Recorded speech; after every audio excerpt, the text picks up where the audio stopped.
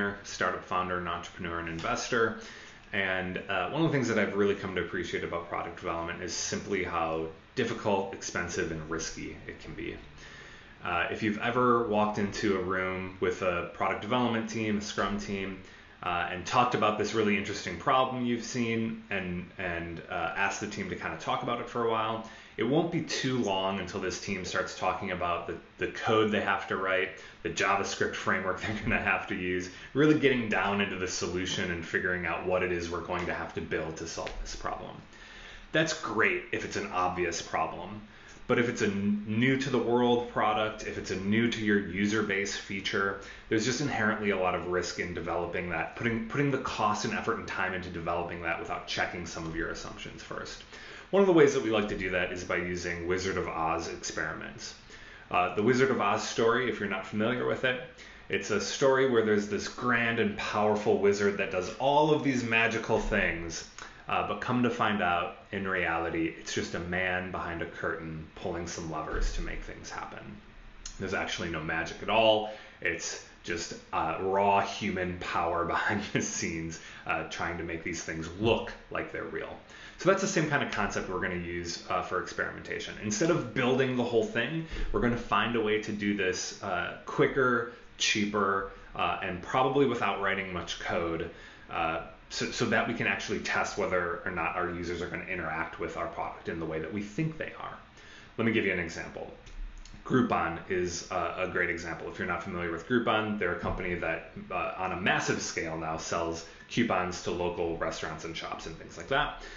They started the whole company via a Wizard of Oz experiment. They didn't have any software, they didn't have a website, it wasn't massively scaled to every restaurant in your neighborhood. They found a few businesses to offer coupons to their customers, and when somebody bought one, they manually stitched together a PDF, manually put the barcode on there, and sent the customer an email manually with their coupon, with their product. This is all done with humans behind the scenes, no software automation, nothing like that. This allowed them to actually test whether or not people wanted a product like this, and it turns out they did, and then they invested in massively scaling this up and automating it with a website and everything else. That's kind of what we're talking about. In the Professional Scrum with UX course, we deal with a case study for self-driving cars. I have a couple screenshots and videos to share with you at the end of this so you can see an example of some of this play out. But the thing that I really like and the thing that I would offer you when your team is in solution mode and really thinking about all of these features and functions and our backlog is growing and it's going to cost so much to develop, just pause for a second and ask the team to think what could they do in 1 day or less to actually validate this idea. In the Scrum with UX course, we actually push that further. What could we do in 30 minutes without any code, just the stuff at our table? What could we do to actually test our idea and make some of this happen? When you constrain a team like that, not every problem can be tested in a half an hour, I get it, but when you constrain a team like that, really ask them, are we sure that we want to invest in this feature? Are we sure that we want to invest in this product? Do we actually have enough evidence to make ourselves comfortable with spending $10, $20, $30, $40, $50,000 to develop this feature?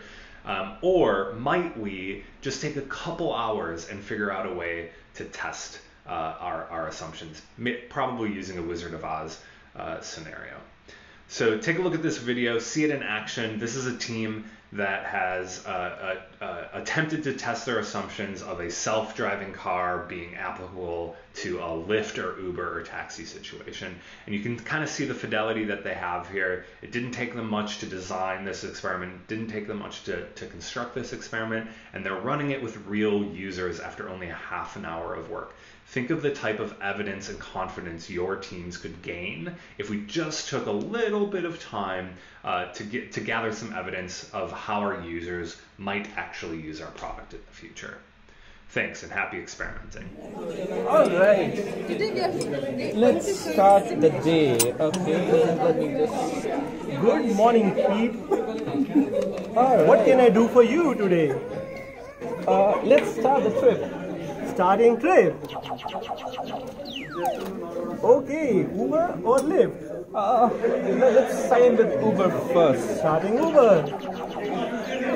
We have two users for you. User 1, Nidhi Sharma, and user 2, Anuradha. Okay, let's go with Nidhi. Nidhi. We are stopping for Nidhi. Starting trip with Nidhi. Her destination is Saket. Okay. Which do you want to have, a manual drive or self-drive? I think I can save some fuel from self-drive, so I'll go with self-drive. With self-drive, you will save 76% of your current fuel. That's good. Starting trip now.